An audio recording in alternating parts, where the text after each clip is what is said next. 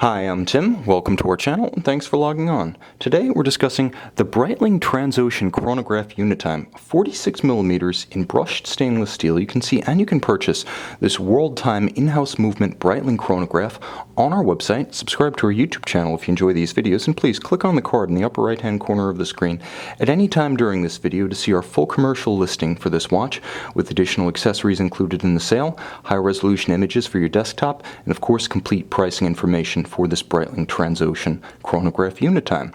Now, ever since it debuted back in 2012, the Chronograph Unitime has been a versatile watch, a big one certainly, and you can see at 46mm it does fill my whole wrist, but if you're willing to embrace the big watch look, few watches offer more function, content, and value for the money.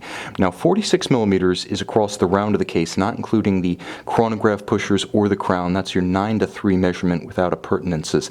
Now, in terms of thickness, it's actually not bad.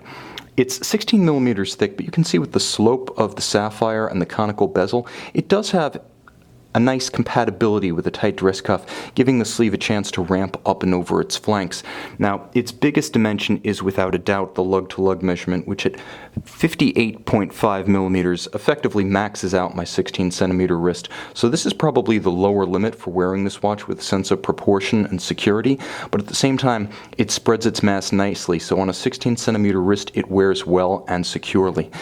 Now, one of the reasons it does wear so well on my wrist is because it does feature relatively short and tightly downturned lugs, so it starts to wrap itself around the extremity of my forearm, and then the strap, which is beautifully color keyed to the blue dial, is a very flexible piece that can pull straight down again around a tight wrist. This is a good match. This is the kind of watch you want to wear on a strap if you have a slighter forearm like mine. Now, the strap is nicely made. On the underside, there's a scalloping on both sides flanking the case that allows sweat, grit, moisture to escape and lift off the wrist on a hot day. And as big as the watch is, it doesn't have the so-called Breitling for Bentley aesthetic, which has unfortunately permeated lines other than the Bentley collaboration. This one is beautifully rendered in subdued brushed or satin finished steel, so the watch isn't overwhelmed by its sheer size.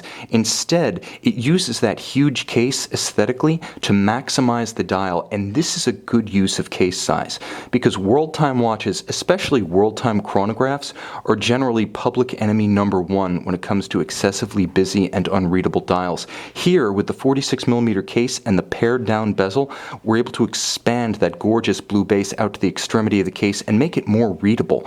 Individual indications such as civil time, the date, the chronograph registers, and the world time, both the 24 reference cities and the 24-hour chapter ring, are easy to discern at a glance. Now, the watch does have a small amount of luminescent material, so true to its sports watch roots, it does have the ability to be seen in low or no light conditions. Now, in terms of functions, you can see the watch is lightly based on Breitling heritage elements, but for the most part it's modern. You can see the little loving references to transatlantic long-distance billing traditions of the mid-century with the 3, 6, 9-minute demarcations on the minute counter, the general shape of the indices, the Arabic numeral 12, the baton-style hands, the reference ring around the dial. These recall historic elements, but in function and size, it's very modern. Now, what you have is a crown with 3 fundamental positions. Innermost, where you can wind the watch. Intermediate, where you can change your reference city, and with it, the local time.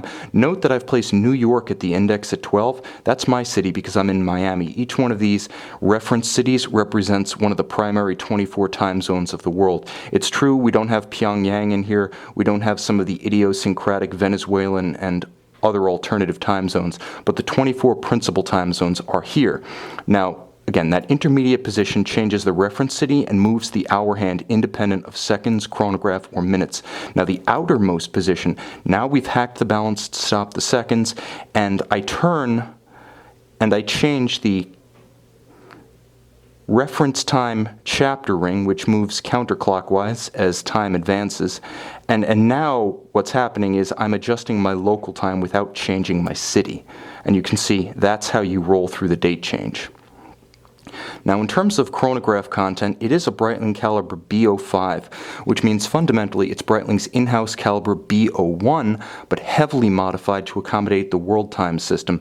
Now, As per the caseback, it does have 100-meter water resistance, so even without the screw-down crown, this watch is secure for most water sports short of actual professional diving. It should be fine for any kind of snorkeling or shallow diving, water sports, swimming, what have you. You're good to go with this watch. A very versatile travel watch, also a fun water sports watch. It may be the ultimate vacation watch this holiday season and this winter. Take it into consideration and consider the changes that the pervasive use of that beautiful medium blue with the subdued tones of the case really make in creating one of the most unique and appealing, I believe, to horology fans among all Breitling references. This is one for the gentleman who is not necessarily a fan of the modern Breitling aesthetic, and it's exceptional for that. You can see and you can purchase this watch on our website.